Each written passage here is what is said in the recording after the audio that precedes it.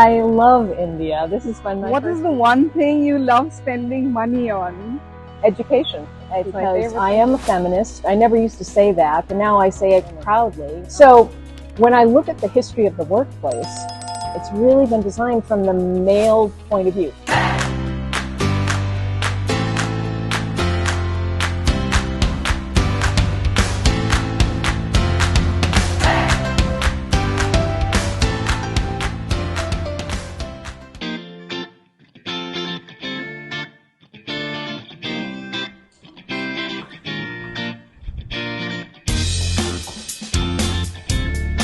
Hello. Hi Lisa, how are you Hi. doing today? Good. How are you?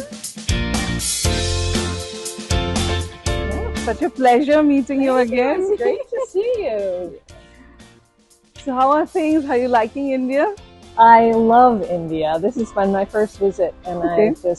I've been absolutely blown away. It's beautiful. People are wonderful. It's been a great event. Thank you. Yeah. I'll take that as a compliment Really for nice. my country. Yes. So where did you grow up and where do you live now? It's going to be crazy. I grew up in Portland, Maine, in the northeast part of the United States, and I am fortunate enough that I bought my childhood home, which my dad designed. He was an Wow. architect and an engineer. And So I come from a certain part of the country. I don't know if you've heard about this, where there is a matriarchal society. Have you heard about Meghalaya? no, That's in the northeastern tell me part. more, but it sounds like a place I should have come from. Yeah, so it's a little odd that where we come from, Yeah. the daughters are like the prized possessions, Yeah. and the lady of the house is actually the head of the family. Mm. And so we've been raised in that kind of a culture, and Yeah. that's a little unusual rest of the world, I think, definitely right? unusual. But while coming into the corporate world and working on the things that I do, we hear a lot about women, inclusivity, and where did that really come from? Do you have any idea about that background of this whole movement? Well, it's so interesting because my professional career started in the early 80s. Okay. And I know that in the 70s, the movement, Empower Women in the U.S. was really strong. Women in the workplace was definitely highlighted. And so I remember, and I literally remember this, my first job, my parents actually bought me a beautiful suit, and it was manufactured by a company that makes men's suits. Okay. And it was a skirt, but the upper part of me, you'd swear I was tailored after a man. And then in the 80s, I don't know if this was in fashion in India, but we even wore like bow ties. Ties, right. Oh my God. And the shoulder pads that came later, like we've Right, always been I trying remember. to emulate men. And it's not, we talk about being authentic in the workplace. And the thing is, if we have been literally from our beginning of professional careers been trying to be something we're not, it doesn't allow us to be, we say you want to show up as your full self. How can you be authentic? So I'm fascinated by this topic because I am a feminist. I never used to say that, but now I say it proudly. I'm an environmental feminist. Okay. I really am passionate about the environment and passionate about empowering women. So when I look at the history of the workplace, it comes really from the Industrial Revolution, where it was all men going into the factories, hunched Shop over floor. a machine, working all day. It was really designed, and then when we went into offices and knowledge workers and that type of setting, it's really been designed from the male point of view.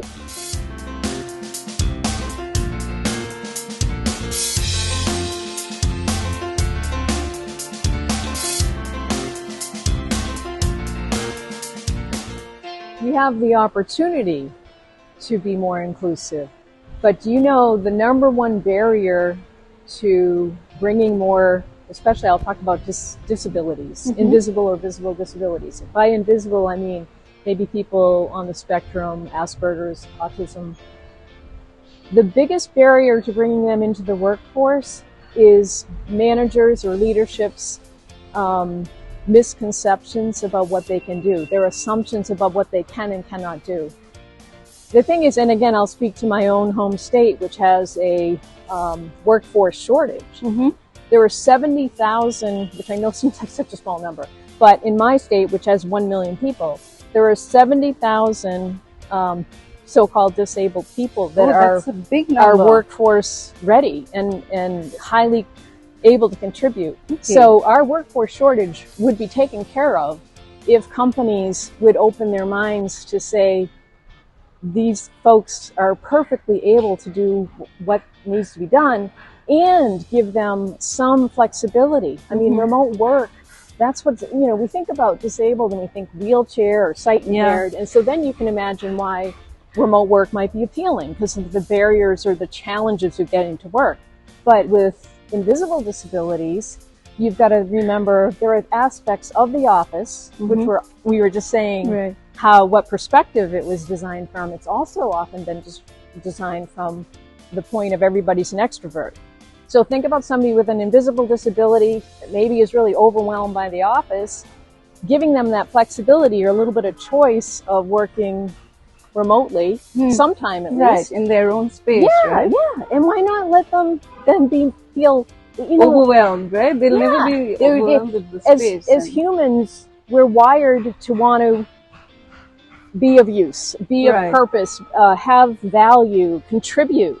We want to do that. So you are, by not hiring that person, you're cutting off their opportunity to be a contributing person, to grow and develop. So I think there's a lot of opportunity. And what COVID has done is given us a chance to shift our thinking. That's been there all along, but it's just sort of opened it up and said, okay, what can we do better? Right. So it's not only women. There's this whole, other people who who have been sidelined. They've been sidelined, right? Yes. And then now they actually can be a part of it. It's not only women. Right. So it's not only women. I think women in this entire inclusive conversation, I think they feel they have been left out a lot, right? 100% left out. One of my linguists that I follow, I love her work. She's written several books. Her name's Deborah Tannen, and my husband actually bought me this book for a Christmas present years ago, and the title is "You Just Don't Understand: Men and Women in Conversation." And so she talks about how our communication styles are different, men and women. And the other one that she wrote that's great is talking from 9 to 5. So communication in the workplace. And the thing is, it's not that one is better than the other. It's just that they're different styles of communication. Men in communication and conversation often are trying to one-up each other. That's just sort of innate in how they communicate. Right. Women, on the other hand, often are trying to be more relational. They're trying to find what we have similar and look for, So it's different, but neither is better. It's just understanding, and that's why diversity is so important, because you need both types of communication styles. You need both. Absolutely. So otherwise, the other cool thing, I love this fact. Keep this one. Men in conversation take up 75% of the airtime, and women only take up 25% of the airtime. We better communicate. True. And then, so think about that. If you've got a mostly group in a board meeting, a mostly group of men, very few women, and all the men get 75% and the women are 25%, it's just so out of balance. Absolutely. That's why we really try to get, true diversity. And true diversity, when we talk about that in a workplace or a boardroom or a leadership level, it's 1/3. It's not just a token 1 or 2 people. 1/3 of that total needs to be different, needs to add that diversity. So you cannot just, that tokenism just doesn't cut it. So Lisa, we have something called the rapid fire section. It's just to get some insights on the person you are rather than rag you. Okay. So what was your first job? I scooped ice cream for an ice cream store. Yeah. Oh, lovely. Did you put on a lot of weight during that time? No, I didn't. I was very young. I think I could eat anything I want then. Lovely. So do you wake up long before you start working, or you just wake up and start working? I wake up early riser, and I give myself a little time, and then I dive in. My early morning is definitely my best time. I'm sure, I totally agree with you. What is the one thing you love spending money on? Education. It's my favorite thing to spend I money was on. expecting that answer. It's about the only thing I'll spend money on, other than travel. So, what is the trait that most defines you? It's fairness. It's Okay. fairness, which I think today we say is equity. But I just believe that everybody should be treated equally. Yeah.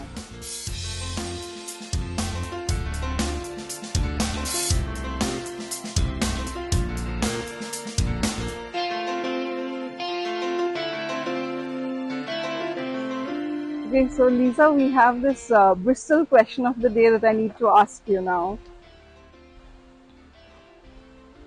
Any word of advice or caution as organizations try to move to being inclusive? I think that the most important thing I could recommend is to not assume you know what needs to happen. Mm-hmm. Don't look outward to see what other companies and organizations are doing. Ask your people. Really, the best thing to do is ask your people, have conversations. What would make them feel more included and allow them to feel like they belong? So I think that's the most important thing, is to listen to your employees and include them in conversations. And that's the first step to creating an inclusive environment. Yeah. Any word of caution there? Any word of caution? Like, don't just listen and then not do anything. Okay. So listen and then take action and share with your employees what you've done, where it came from, that it came from them. There may be things they want to do that you can't do, but be transparent. I think transparency is so critical. To be able to say, we heard you, we're going to be able to do this, great ideas. We also heard you want this. This is why we can't do that. Yeah. You know, people are smart. They don't try to cover it up and hide the truth. So that probably will then empower them to feel more in command of things. Exactly. They'll feel more empowered. They're listened. They are valued. When you listen and you apply what they say, they feel more valued. I'm sure. So, yeah. So thanks, Lisa. That was a very insightful conversation that we had, and it's such pleasant settings actually.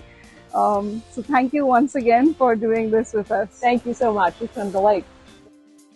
And I got you a little something. I think I'll just get it for you. Okay, great. Thank you. Thank you. I really enjoyed talking with you, and I just wanted to give you a copy of my book, and I hope you will enjoy it. Thank you so much. I talk a bit about diversity and inclusion in the book as well. Okay. There's a chapter called Equity, and there's a bit in there about it. So, yeah. I wish I had read this before I met you. It would have made it easier for me to get your perspective. No. But I will surely, I value this. Thank you so much. Thank you. Mine isn't as interesting, but I got you something very Indian. Oh, thank you so much. I hope you like it.